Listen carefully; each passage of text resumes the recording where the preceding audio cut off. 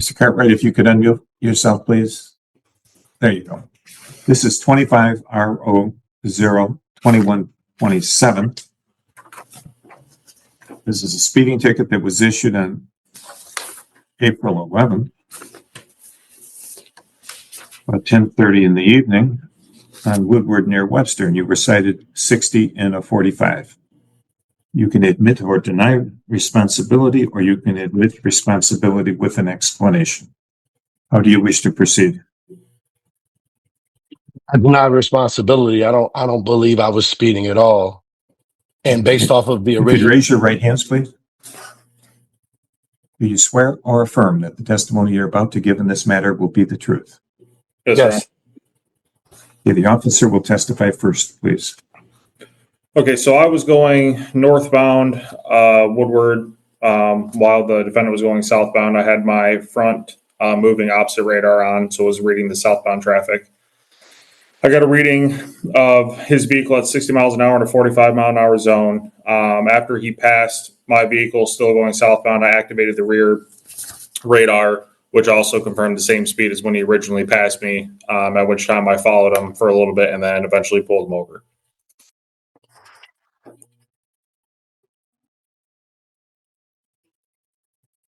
And what can you tell me about the radar, please? One, I'm certified to use the radar, and before the shift starts, we test the radar to make sure it's functioning properly, and then at the end of our shift, we also make sure it functions properly in between traffic stops. Mr. Cartwright? yes. When the officer pulled me over, there were two things that he said that weren't related to speeding. I was moving in and out of the lane. I wasn't staying straight in the lane. That was the first thing. And the second thing was that he believed that I was under the influence of alcohol, which was a major issue on my end, considering that he gave me the breathalyzer test and I blew a 0.00. That is concerning to me because this is my third time this has happened in Royal Oak, where I've been pulled over and given the breathalyzer test, and I come back clean, and it's something else. It's always, well, you were speeding. So I just have issues with that personally. I understand why you might be upset, especially considering you don't seem to be listening very well. The officer clearly stated that both his forward-facing and rear-facing radar detected you driving 60 miles per hour in a 45 miles per hour zone. Everything else you keep bringing up may feel important to you, but legally it's completely irrelevant. Well, if they see a car speeding and they see a car weaving around in the time of day, you think it's a surprise that they might think that somebody that was driving like that would be drinking? Well, no, because if you don't believe that you're speeding, and first of all, I have a car that doesn't even allow you to just move into another lane and swerve around. The car that I have doesn't even allow that. So that's the first indicator. And two, the fact that it was said that I was smelling like liquor and then I blow a 0.00. It's a low level of credibility for me. Now, had he had pulled me over and said that I was speeding, and then that would have been the gist of the call, then I would have a little bit more credibility in that particular situation. But saying that I'm under the influence and then saying that I could be drunk and to find out I blow a 0.00, I just think there's some credibility issues to me.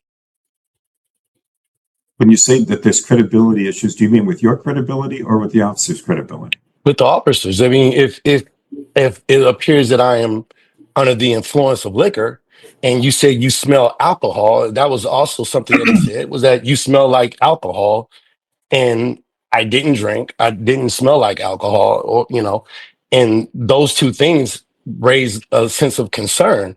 And the fact that I get pulled over, and this is my third time taking a breathalyzer test in Royal Oak, which I've never been guilty of any of those things, it concerns me about credibility. I'm not saying the officer isn't credible. It just concerns me that there's some other issues, especially at 10 o'clock when there's a million young kids driving down the street, making noise and speeding. I'm the one that's being pulled over. I don't understand.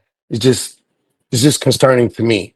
I love Royal Oak and I like to be in Royal Oak, but I get pulled over so many times in Royal Oak, and it just concerns me about, reasons of me being picked on, or however, whatever, however you want to look at that. I don't understand why it's okay to give someone a breathalyzer test. Maybe the officer was trying to avoid taking you down to the station or a hospital for a blood test. If you were swerving when he got behind you, it's not unreasonable for him to request that you take a breathalyzer test. And by the way, if I was drunk, he forced me to go all the way to the right lane in the middle of traffic where a car almost ran into me. Now, mind you, if I was intoxicated, that would be a terrible decision. So we went from the first left lane speed lane, or if you want to call it the third left lane, and he tells me to start my car again and merge over to the right while there's traffic. And one car actually almost hit me. He had to put the lights on. I mean, it's just, I don't know, but maybe that's just the way they do things. It's just concerns to me. And I wanted to speak freely. That's why I didn't get my lawyer involved, because I am concerned about, this experience and my continuous experience in Royal Oak. The only thing you haven't spoken about is your speed. Well, I said that I don't believe, I did from the beginning. I said that I don't believe I was speeding, because that's not the first thing that he said. The first thing he said was I was swerving in the lane, or I was swerving around between lanes. And then the next thing was, you smell like alcohol. So, I mean, speeding wasn't even a conversation. I don't even recall that being a conversation. I'm not saying it wasn't. I don't recall that. Okay. The officer is certified to operate radar. Check the unit before and after his shift. It worked at the beginning, it worked at the end. He measured your speed with his front moving radar at 60 miles an hour in a 45 zone. He then measured your speed with the rear moving radar.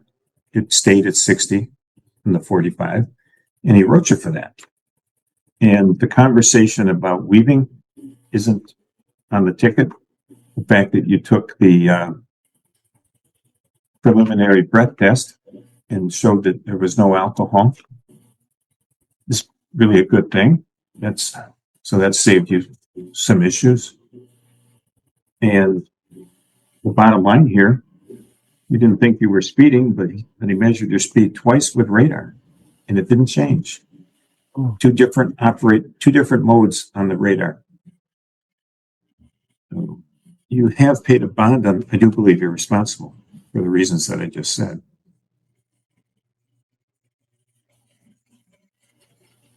And you've paid the bond on this matter, so the bond will be applied. That's fine. Just stop pulling over black people, officer. Oh, come on. I was actually starting to see your point until you decided to bring race into it. It was 10:30 at night, and the officer was on the opposite side of the road. It's far more likely that his radar clocked your speed before he could even see who was driving, let alone identify the driver's skin color in the dark. And saying they're drunk, because I honestly don't understand this at all. Why you would give somebody a breathalyzer test when they haven't been drinking and they drive pour 60 miles an hour on Woodward Avenue and expect I don't believe I was, and no, you or anyone else can tell me differently. I don't believe it. Well, but then there's no point in talking. And just like that, Judge Chisholm shuts it down and moves on to the next case. So do we? Now we head to Colorado, where a woman is trying to get a protection order against her son and daughter because they said hurtful things years ago, even though they haven't contacted her since. Thank you. All right. The court is calling 25C120 and 25C121. 25C120 is Agneta Noshtikal. How do you pronounce your last name, ma'am? Well, it's Nachtigall. I mean, he can say it better than I can, of course. Nachtigall. So Agneta Nachtigall versus Karen Nachtigall. And the other case, 25C121, is Agneta Nachtigall versus Carl Nachtigall. And these are your son and daughter? Yes. I really get concerned about these types of protection orders. All right, so I'm going to give you some general information, Ms. Nachtigall. I am going to take testimony from you, and it is your burden to prove by a preponderance of the evidence that a risk or threat of physical harm or threat of psychological or emotional harm exists to you from your son and daughter. If I find that that risk or threat of physical harm or threat of psychological or emotional harm does exist, I would grant you a temporary protection order and set a permanent protection order hearing. Of course, today I would only be hearing from one side in the case. If it is set for a permanent protection order hearing, then Ms. Carl Noctegal and Karen Noctegal would both be served with the papers that you have filed and appear, and it would be a court trial where, again, it is your burden to prove by a preponderance of the evidence that the acts which you allege occurred and that they will continue to occur in the future. That is your burden to prove. You have to be prepared for a court trial on that day where you would present any testimony or evidence that you have and any exhibits that you might have. Exhibits are things like documents or photographs or other things. And then you would present your testimony and evidence, and Ms. Karen Noctegal and Mr. Carl Noctegal would have an opportunity to ask you questions, or if they have an attorney, the attorney could ask you questions. And then once you've concluded your side of the story, then they can present their side of the story. And you, or if you have an attorney, would have the opportunity to cross-examine them and their witnesses. And then I will make a decision as to whether you have met your burden to prove by a preponderance of the evidence that the acts that you allege in your verified complaint occurred, and they will continue to occur in the future. Do you understand the process? Do you have any questions about the process? You have questions, or you understand? I'm sorry, I asked you two questions. I Okay. understand. All right. If you could raise your right hand, please. Do you solemnly swear or affirm under penalty of perjury that the testimony you're about to give is the truth, the whole truth, and nothing but the truth? Yes. All right. State your name for the record. Agneta Noctegal. Could you move that microphone closer to you? Agneta Noctegal. Okay, and let's start with your protection order against Karen Noctegal. Why do you believe that she is a risk, or that she poses a risk or threat of physical harm or threat of psychological or emotional harm to you? She has been doing it ever since she moved to Colorado. She's been mean and nasty. Being rude or nasty may feel terrible, but you don't have to keep people like that in your life. A protection order isn't meant to shield you from unpleasant personalities. It's meant to protect you from real danger. So As soon as she put her foot in our house, she started being mean to me. And but protection orders aren't about people being mean or nice. What is she doing specifically that causes you to feel she poses a risk or threat of physical harm or psychological or emotional harm? What is she doing specifically? but I guess it's kind of hard to say.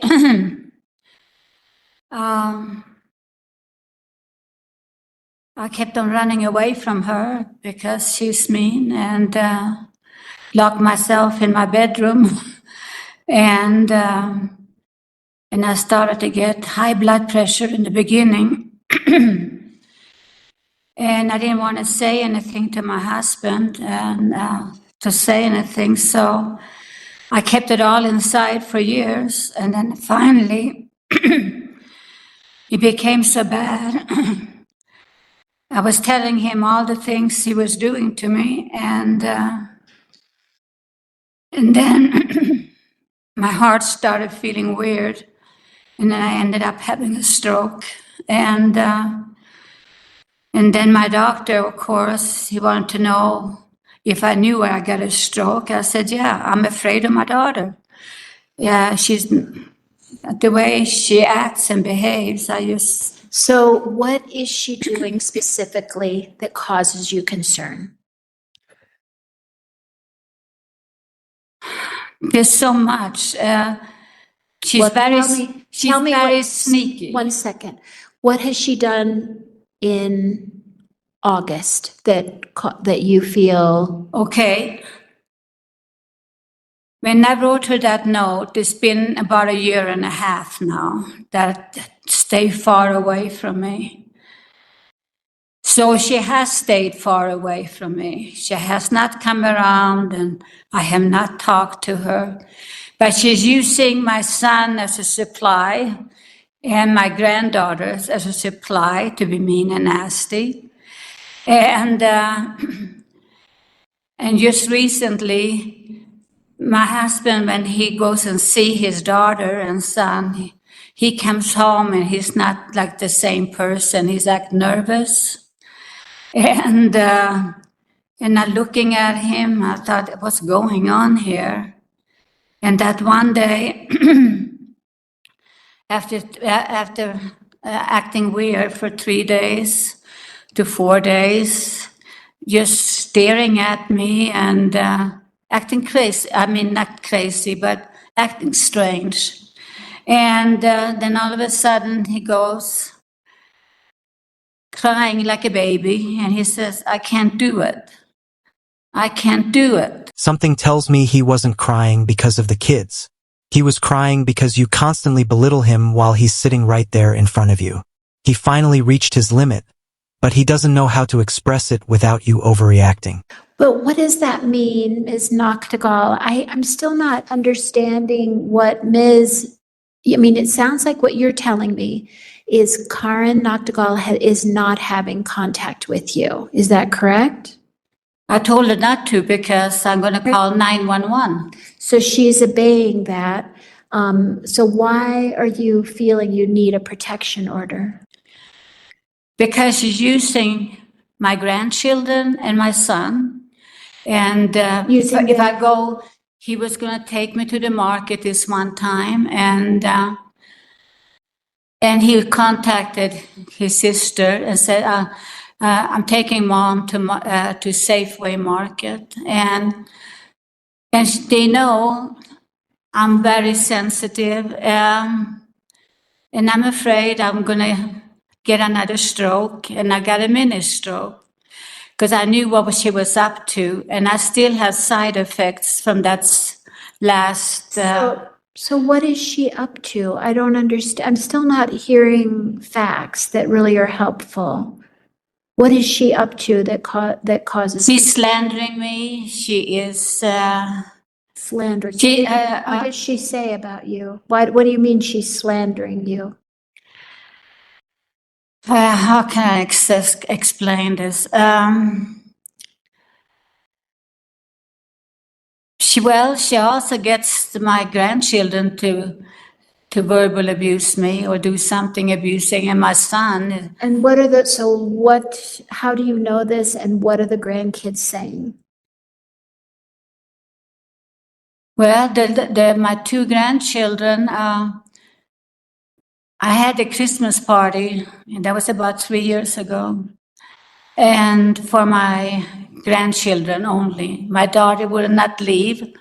She didn't want to drop her boys off. And then after we had eating the party and we were going to go open some Christmas present, I knew my daughter was up to something. And she sat down by the fireplace, and then when my granddaughter walked by me, and she just verbal abused me, nasty words. What did she say? 3 years? I don't even remember, and I don't want to remember it because the way it happened was nasty. I was sitting on the sofa, and my daughter goes, "Oh, I heard that," and she's laughing, and she thought I was funny that my granddaughter, was going to say those words. And then my granddaughter was so embarrassed, and she didn't even want to hang around to open presents. She just ran to the bathroom with her phone and stayed in there the most of the party. And then 3 years ago? There's nothing, it's about 3-4 years ago that happened. so has anything happened this year? Just the Safeway incident where your son called your daughter and said he was taking you to the store? Is that all that's happened this year?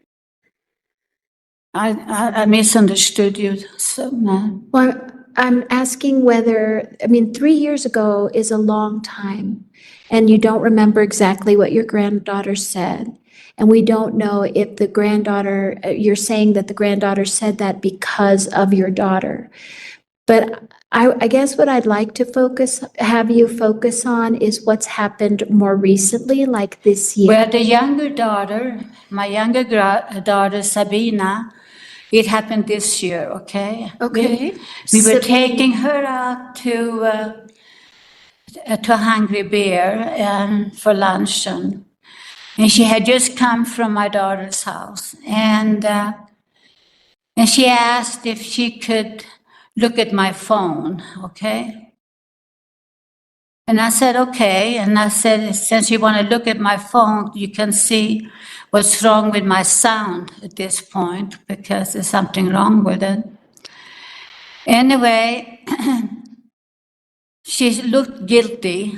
And but anyway, after we left, we followed her because we were going to go down the street, and she thought she was going to fool me, I guess. So she went past where she usually turns to go up to her house. My daughter's house is behind Walgreens up in the hill. So she went further down, and then she turned around and she went back to go up to her house. So then when I got To whose house? To Sabina's house? Or to my your daughter's house? my daughter's house. Daughter Karen's house? Yeah, Karen. Sorry. And when I got home, I was going to use my phone, and she erased everything. Sabina did? Mm-hmm. Sabina's not a party to this case. So are you, you're not asking for a protection order against Sabina. No, I'm not afraid of them. I just stay as far as I can from them. Yeah. And my granddaughter Cora, I stay away from because I don't know what else they're going to do to me. And I stay away from Sabina. And my son, he's been bullying me like crazy. So When you say bullying, what do you mean by that?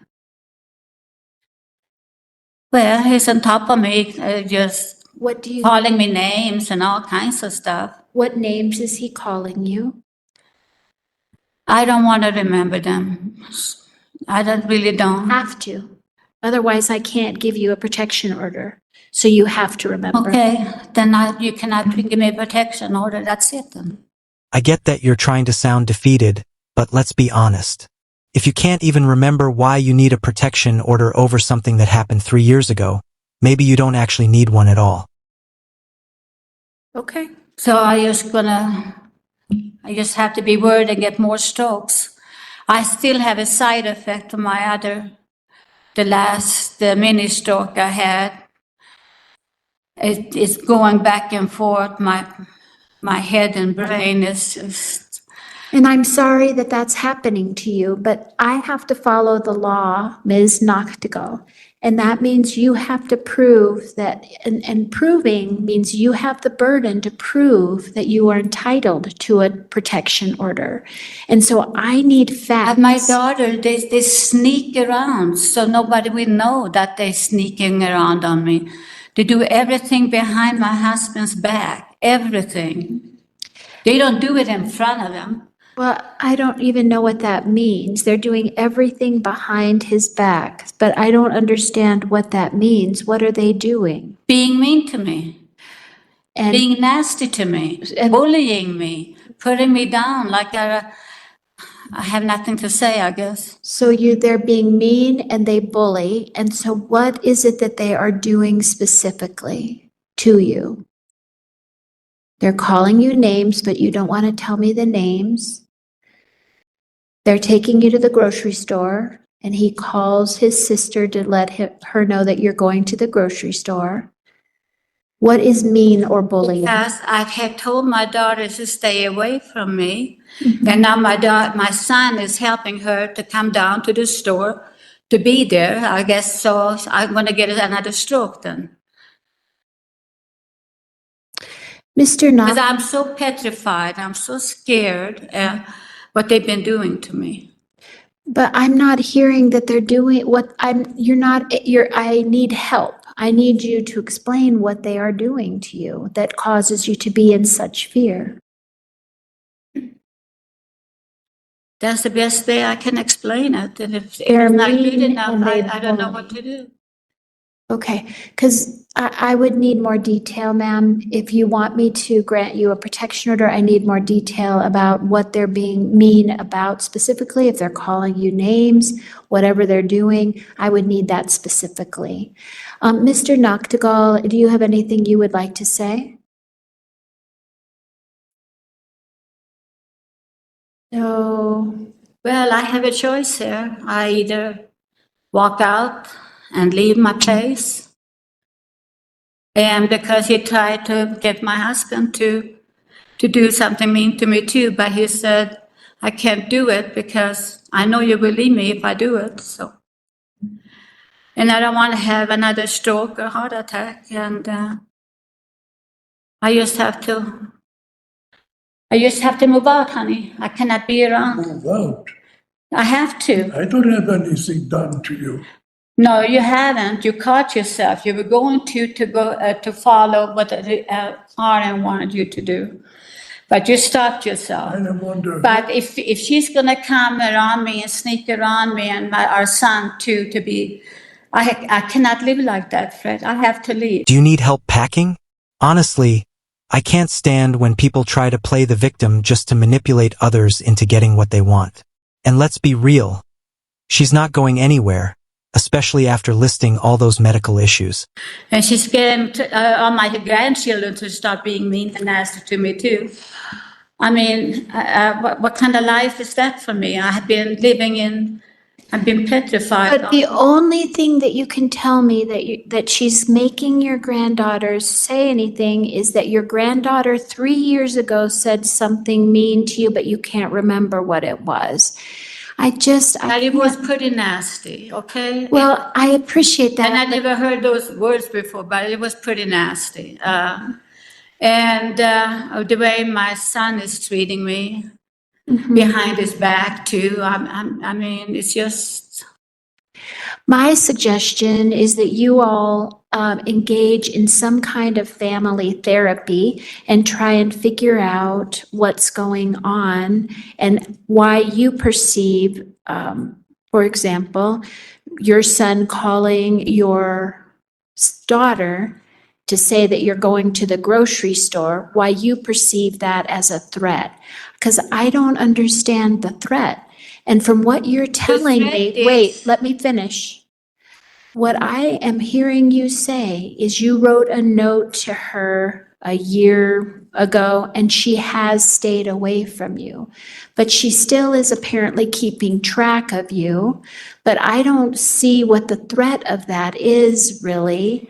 And so I think what is probably more helpful, ma'am, is before you make a rash decision, like just moving out of your house, is that you talk with a therapist about with your husband, with your daughter, with your son, whoever wants to be involved, and try and figure out what's going on and why you're perceiving threats where they may not exist. But they won't tell me what's wrong. I've been asking my daughter, why are you doing this? She won't answer me. Then she double abused me. And what was the double abuse? Tell me what she did. Verbal abuse. I mean, What did she say to you? I just don't want to remember it because it's so bad. So I can't, that doesn't give me anything to work with. So I have my whole family against me because of my daughter. And then it started. It may be your perception, Ms. Noctegal, that your whole family is against you, but maybe they're not. Mr. Noctegal. Then why would they abuse me? I can't say that they have abused you because you can't tell me what they've done. I don't know why you're perceiving certain things as abuse. Mr. Noctegal, do you think the family is abusing your wife? I really don't like to answer. It's so complicated, and I'm going to hurt her and make it worse. I like not to talk about it. Now that's a wise man. Probably someone who has spent most of his life wondering how he keeps ending up stuck in situations where he can't win. Okay, I'm sorry. I didn't mean to put you in the middle. I just think that you need to go to a counselor, Ms. Noctegal. I've done that too. Okay, with your family maybe? Or with your by husband? myself to help me with my trauma. Your trauma. And the PTSD. What PTSD? Everything started when I was helping my son for the business.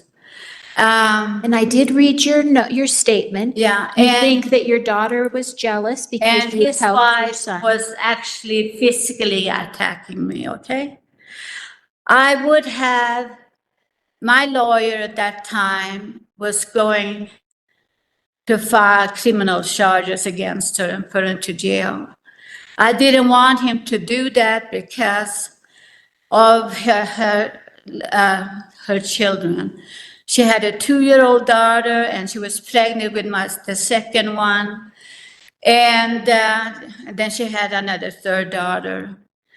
There's only one daughter that is a wonderful granddaughter. She didn't want to go through and do me any harm. And she came to me and told me, Oma, she calls me in German, Grandma Oma. And I know what malignant narcissist is. Okay. And I know what a covert narcissist is. I said, you do? Okay. And she actually apologized for what her mother did to me. Okay. I am not going to grant you a temporary protection order. I don't find that you have proven by a preponderance of the evidence that what acts really occurred that would have caused you to feel that you are at risk or threat of physical harm or psychological or emotional harm. Thank you. That is not at all true. What I still suggest to you is that if people come to your house, that could be, and they're not invited, that's trespass. You can call the police about that, but it doesn't sound like that's what she's doing. Either one, I mean, you are relying on your son for help with a lot of things. Well, I told her I'm going to call 911 if you just come around me. Right, so she's not coming around you.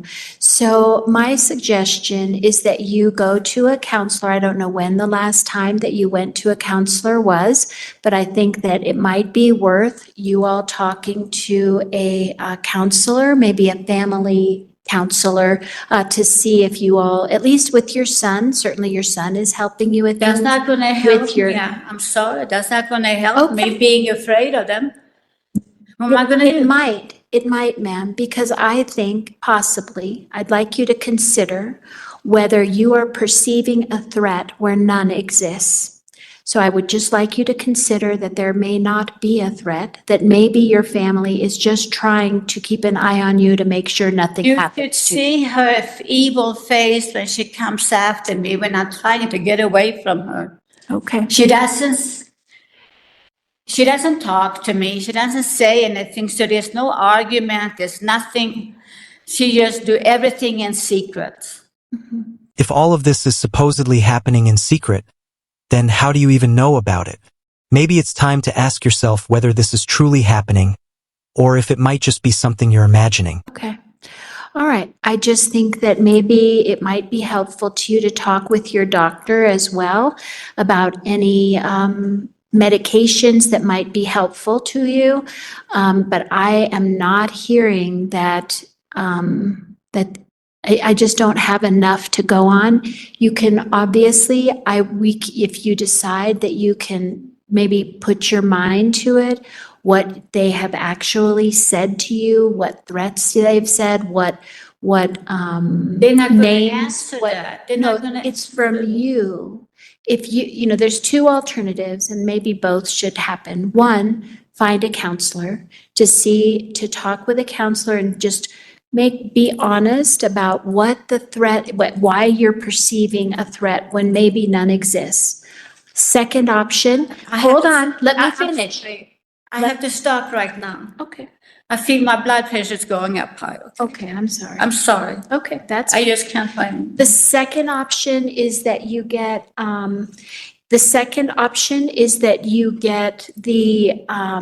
you sit down, think about names that they've called you or what really is bothering you, specific things that bother you, and come back to the court, okay?